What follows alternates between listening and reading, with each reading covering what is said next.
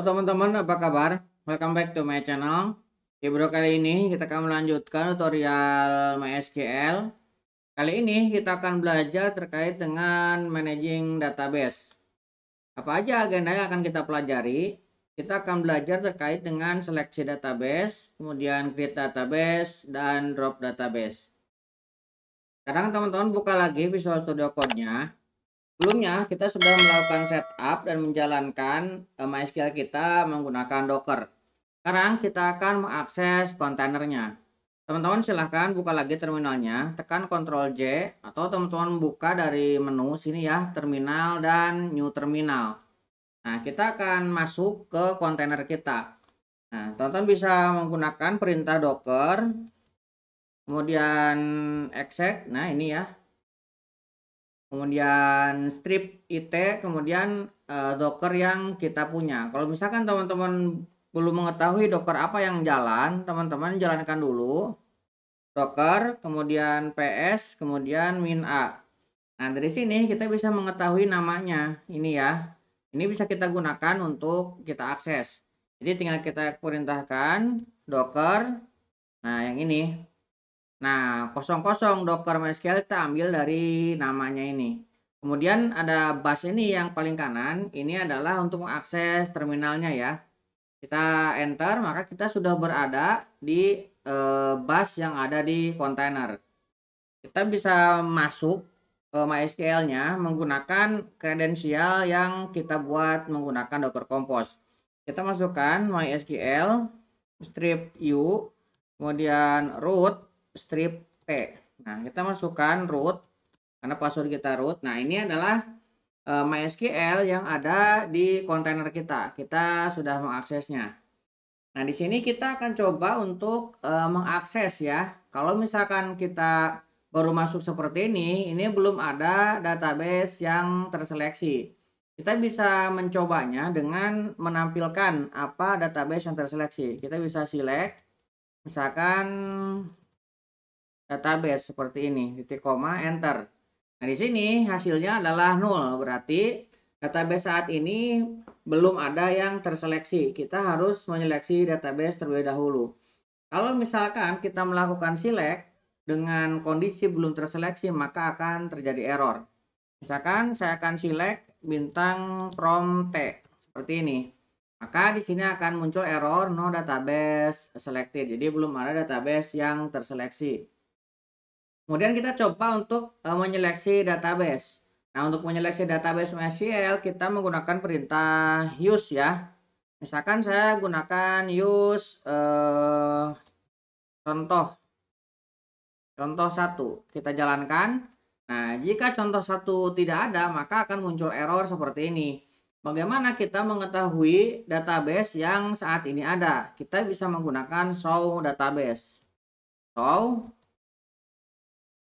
database titik koma, maka ini adalah database yang saat ini ada.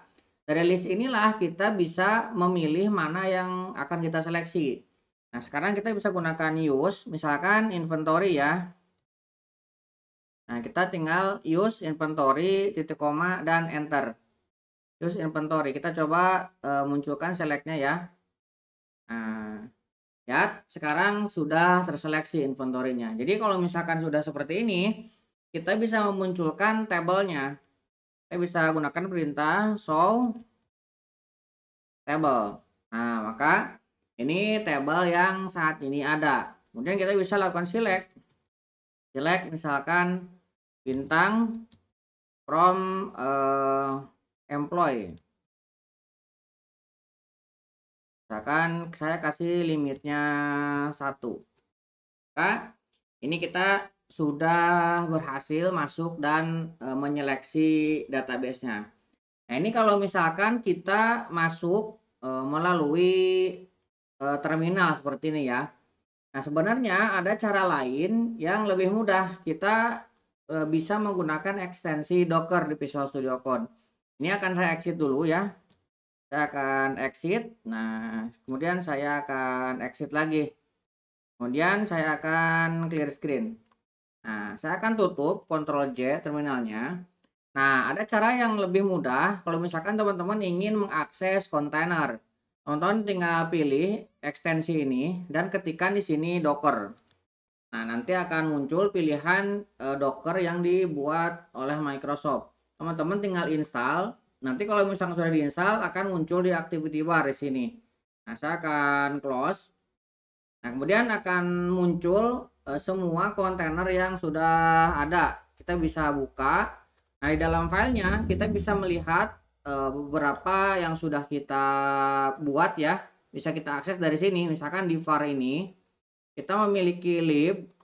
Kemudian di sini ada MySQL dan database yang sudah kita setup sebelumnya. Ada inventory, MyDB, MySQL ada di sini semua. Jadi kita bisa mengaksesnya dari sini, lebih mudah ya. Kemudian kita juga bisa mengakses terminalnya dari sini, klik kanan, kemudian kita tinggal attach shell. Nah, maka kita bisa memasukkan perintah MySQL seperti yang tadi kita lakukan dari sini. Kita bisa masukkan MySQL script u, kemudian root, kemudian min p, masukkan lagi passwordnya root. Nah, kita sudah masuk sama ya dengan cara yang tadi. Cuma ini lebih mudah lagi. Kita tinggal show misalkan database tuh sama. Nih kalau misalkan kita menggunakan ini ya, menggunakan kontainer ekstensi atau Docker ekstensi yang dimiliki oleh Visual Studio Code. Nah, kemudian kita juga bisa masuk langsung terpilih ya. Misalkan saya akan masuk ke MySQL, kemudian saya pilih usernya adalah root. Kemudian kita akan pilih database-nya, min-d ini database-nya, misalkan inventory tadi ya, kita memiliki inventory. Kemudian kita bisa masukkan passwordnya. Di sini kita masukkan root. Maka ini sudah masuk ya. Nah, di sini kalau misalkan kita ketikkan perintah show table, nah salah ya. Ketikkan show table seperti ini, maka semua tabelnya bisa muncul karena kita sudah menyeleksi database inventory ketika kita pertama kali login langsung seperti ini bisa. Oke. Kemudian kita juga bisa berpindah ya. Di sini misalkan use kita show dulu, show database. Nah, saya akan berpindah ke PostDB. Tinggal use PostDB.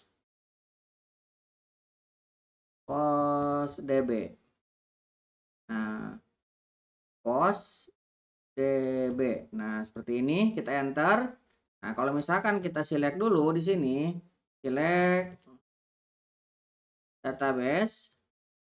Nah, maka kita sudah beralih ke PostDB dari inventory. Oke. Kita juga bisa menyeleksi ini menggunakan MySQL Workbench. Kalau misalkan teman-teman buka MySQL Workbench-nya, nah, ada dua cara untuk menyeleksi database. Kita bisa seleksi dari dalam setelah kita login. Nah, setelah kita login, nah di sini ada inventory misalkan. Tinggal kita klik kanan dan set as default schema. Ini juga sama akan terseleksi ya. Nah, kalau misalkan perintah tadi select database kita taruh ke sini, kita jalankan, maka ini terseleksi. Nah, ataupun misalkan kita keluar, kemudian kita masuk lagi. Nah, kita bisa menyeleksi dari halaman depan ya. Nah, kita misalkan masuk seperti ini. Nah, ini kita tinggal klik kanan. Kemudian kita bisa edit koneksi di sini. Nah, ini skemanya masih kosong ya, belum terpilih. Kita bisa tambahkan di sini. Misalkan inventory, kita tambahkan, kemudian kita tes. Nah, ini kalau misalnya berhasil seperti ini, kita bisa langsung masuk. Nah, nanti ketika masuk ini statusnya sudah terseleksi inventory karena kita definisikan di depan. Nah, seperti itu ya. Oke. Kemudian kita akan coba membuat database baru. Untuk membuat database baru, kita coba di sini dulu ya.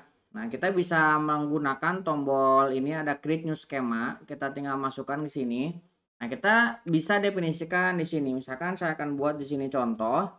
Kemudian kita bisa memilih collection-nya. Collection-nya akan kita gunakan apa? Atau jenis karakternya, jenis tulisannya.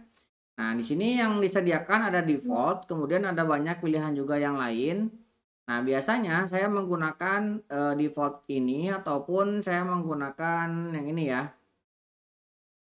Nah, yang ini. Ini yang sering saya gunakan. Nanti tinggal dipilih saja di sini jenis dari ininya, koleksinya. Misalkan kita menggunakan Turkish ataupun General ataupun Estonian. Ini tinggal dipilih aja sesuaikan dengan aplikasi yang teman-teman buat ya. Tapi kalau misalkan kita menggunakan general karakter, kita bisa pilih yang default seperti ini. Nah, kalau sudah dibuatkan, kita memilihnya default, kita tinggal apply aja. Nah, di sini akan ada terbentuk ya. Ininya default, algoritmanya juga default. Ini biasanya untuk awal-awal ketika kita buat seperti ini. Saya apply. Nah, nanti kalau misalkan sudah, di sini akan terbentuk ya. Ini masih kosong tabelnya. Kalau mau diseleksi, tinggal kita klik kanan, set as default schema. Nah, kalau misalkan kita jalankan lagi ini, nah ini sudah berubah menjadi contoh. Nah, kalau misalkan ini mau kita hapus, ini bisa kita klik kanan di sini drop schema. Nah, tinggal kita pilih di sini drop now, maka di sini sudah terhapus. Kemudian kalau misalkan kita mau membuat dari sini, ini juga bisa ya. Misalkan saya akan coba untuk membuat. Berarti kalau misalkan mau membuat database, kita tinggal gunakan create database di sini perintahnya. Create database, misalkan contoh, kalau misalkan kita membuat hanya seperti ini tanpa mendefinisikan eh, karakter set dan collect-nya, maka dia akan mengambil default-nya yang tadi. Ini kalau misalkan kita mau definisikan di sini bisa kita definisikan karakter setnya. Misalkan saya akan menggunakan Latin dan juga misalkan Swedian ya. Nah, tinggal kita tambahkan ke sini. Tuh. Kita tinggal create database, contoh nama databasenya, kemudian karakter setnya kita akan set menjadi Latin 1, kemudian collect-nya Latin, Swedish, CI. Nah, terkait jenis-jenisnya ini, Latin, kemudian collect-nya, teman-teman bisa lihat yang tadi ya, ketika kita membuat di sini, ini kan ada banyak pilihannya tuh. Latin 1, tadi ini Latin 1 kan. Nah, collect-nya ini ada beberapa nih. Ini tinggal teman-teman sesuaikan. Kalau ini kan versi tampilan GUI-nya. Nah, kalau manualnya seperti ini. Misalkan kita coba enter ya. Kita enter, ini sudah terbentuk. Contoh ya. Kita tinggal tampilkan show database. Nah, ini muncul. Tadi kita membuat contoh. Tinggal kita ganti use contoh. Oke, tinggal kita select database seperti ini. Maka yang terpilih saat ini adalah contoh. Nah, terkait dengan koleksi ini, teman-teman silahkan sesuaikan. Kalau misalkan mau default sesuai dengan defaultnya database, teman-teman sampai create database contoh titik koma cukup, space itu juga cukup ya.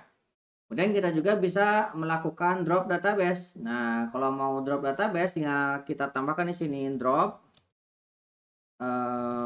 database. Nah, disarankan teman-teman menggunakan if exist ya, if supaya kalau jika kita menggunakan database yang misalkan tidak ada, ini tidak terjadi error. Nah, kalau misalkan kita tidak menambahkan exist, maka akan muncul error.